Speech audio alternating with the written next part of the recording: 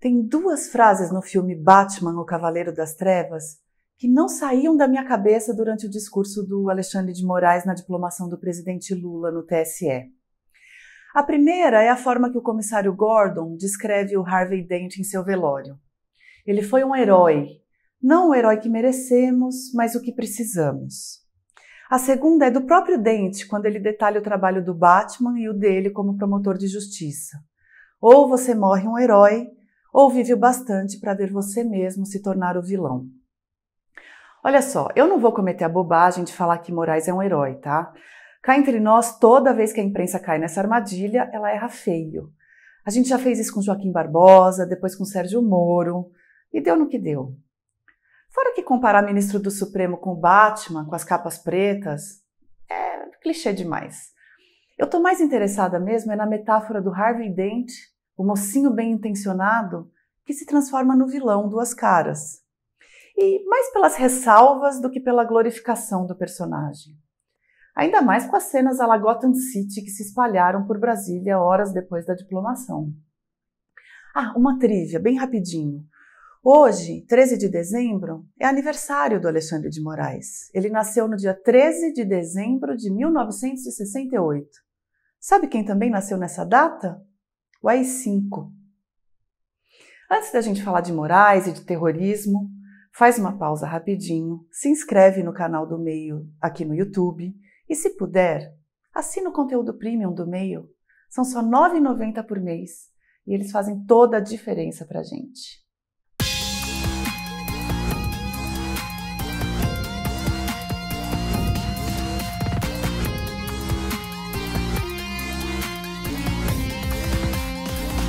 Parece que faz 3 anos, mas a eleição acabou de acabar. Moraes foi muito corajoso na posição de presidente do TSE. Há quem desejasse que ele fizesse muito mais. Há quem acredite que ele exagerou. Mas a real é que, diante da abundância de crimes que a campanha de Jair Bolsonaro cometeu, foi providencial ter Moraes na presidência da corte durante as eleições. Ele tem uma carreira na promotoria e na segurança pública em São Paulo. Até presidente da Fundação Casa ele foi. Depois ele foi uma espécie de supersecretário de Kassab, cuidando sozinho do trânsito, do transporte público e da limpeza da maior cidade do país.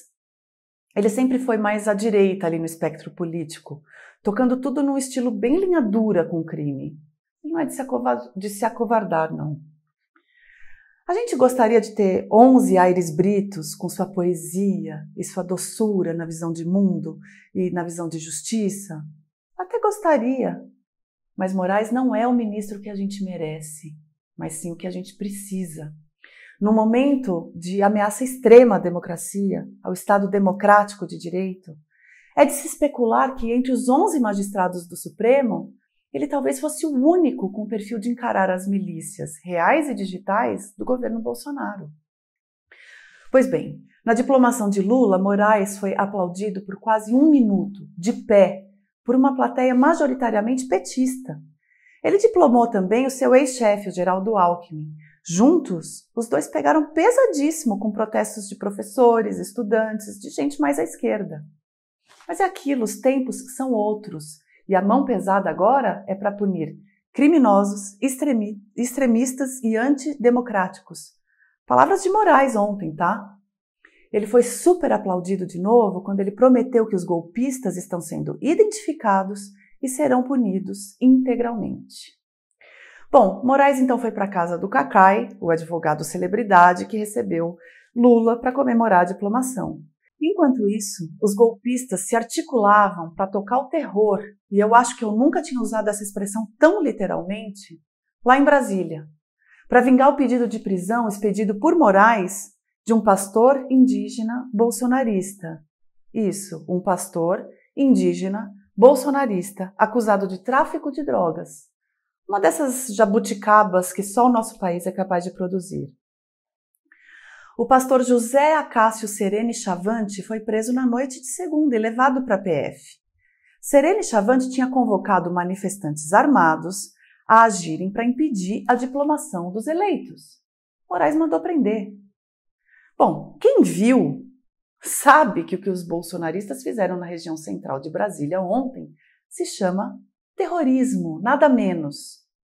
O Brasil tem uma lei que define o que é terrorismo, gente. Um dos trechos diz assim: são atos de terrorismo usar ou ameaçar usar, transportar, guardar, portar ou trazer consigo explosivos. Por exemplo, os caras espalharam botijão de gás perto de postos de gasolina. Incendiaram 8 carros e 2 ônibus. A pena para terrorista no Brasil é de 12 a 30 anos de cadeia.